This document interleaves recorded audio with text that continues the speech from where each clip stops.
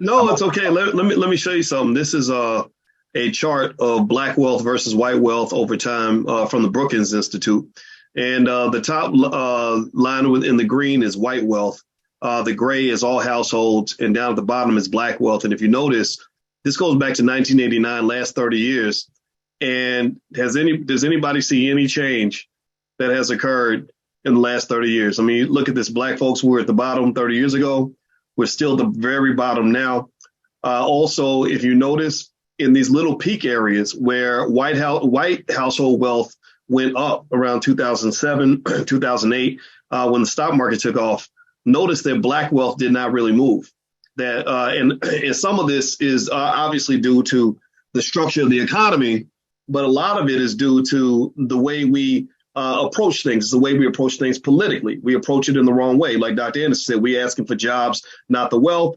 Well, you're getting the sucker's payday at that point, and you're going to look like a sucker. And this chart says it all. Also, instead of investing and putting money in the stock market when the market was going down, you have black folks that were running away from the stock market. That's where all the wealth was. So ultimately, this chart, I think, Dr. Anderson, really exemplifies a lot of what you're saying here. I mean, what do you think?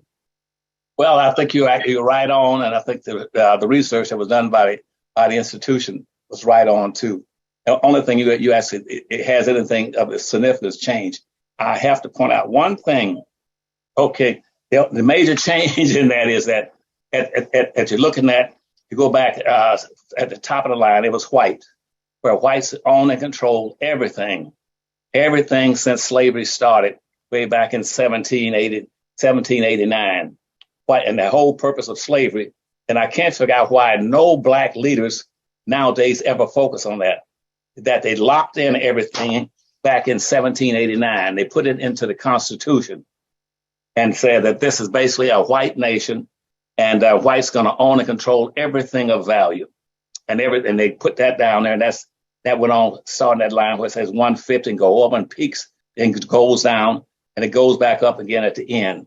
Then right underneath that comes all households, and which doesn't mean very much because we don't know what that is. Is that including rich people, poor people? Is that including legal and illegal? Is that including the mobsters and gangsters? But now, what's the difference on here is that way up there where you got that 200, what Dr. Price should have been putting the 200 mark, that should have been, it should have been non-Hispanic whites up there, and also Asians. Up when you get up to that 250 mark, that's the leading group is at that 250 mark, and that is Asians.